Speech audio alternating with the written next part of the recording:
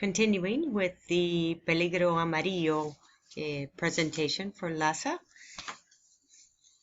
The Chinese game houses where limeños played paca-piu and clouds of opium smoke were particularly damaging for Peru because its criollos were weak and susceptible to drink, gambling, and its newest generation of criollos to drugs.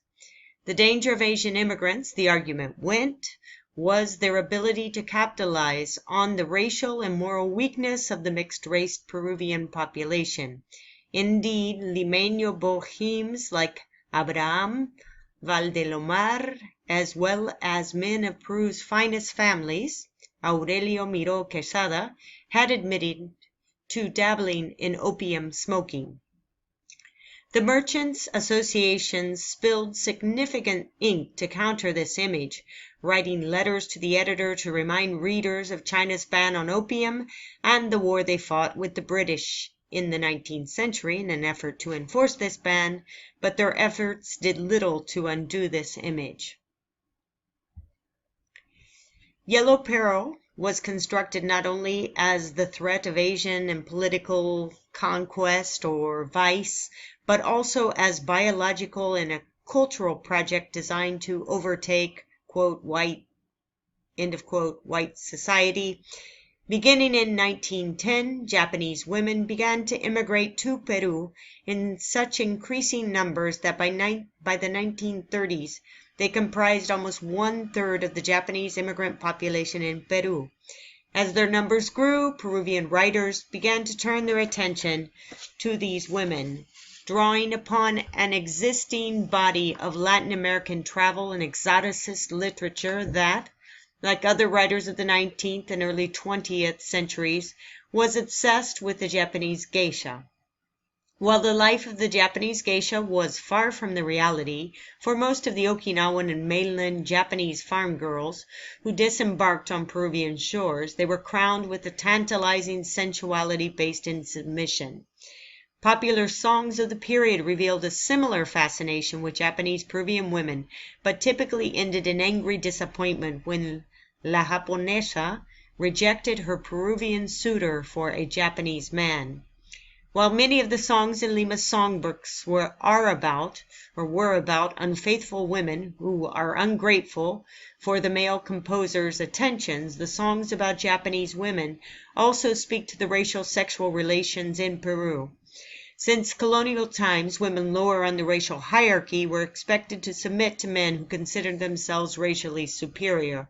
In this way, Japanese Peruvian women who largely chose a mate of Japanese descent were perceived as violating the sexual racial norms, a geisha who had fooled the Peruvian man, o engañado. Beginning in the 1930s, the Japanese Peruvian women were cast in even darker terms.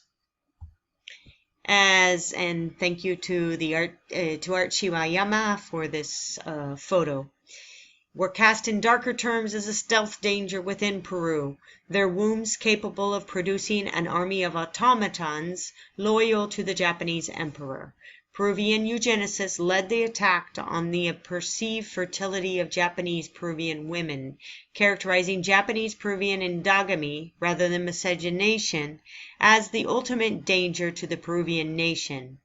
When respected public health doctor Carlos Enrique Paz Soldan in 1935 described Japanese Peruvian women's fertility as an attempt to colonize Peru with the Japanese children that, quote, gushed from the womb of the imported race, close quote, his message reverberated throughout Peru.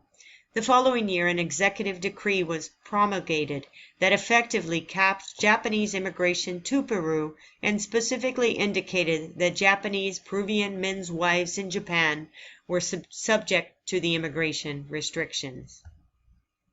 By the 1930s, Yellow Peril diatribes were increasingly directed against Japanese rather than Chinese Peruvians, a change that has been ascribed to both the Japanese nation's increasing military power, as well as the fact that Japanese immigration to Peru had surpassed that of the Chinese. For many commentators, Japan's imperialism was an immutable racial trait, a spirit of domination, a characterization that spilled over onto Chinese Peruvians, in spite of the fact that China was a victim of the Japanese nation's aggression. Japanese descent peoples were now portrayed in the image of the cunning, long-nailed Fu Manchu, such as the 1940 image from Mundo Gráfico that I just went away from.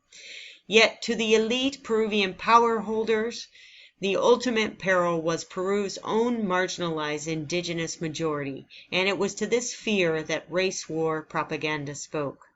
During the interwar period, Peruvian publications parroted Western European and United States authors who predicted that Asians would lead colonized peoples of color against the what were called white nations.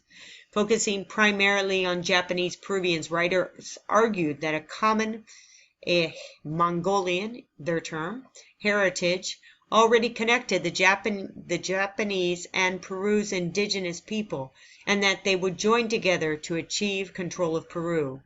In this 1942 article pictured here, Alfredo Sacco and Ciro Alegría, a famous a member of the APRA party as well as an indigenista,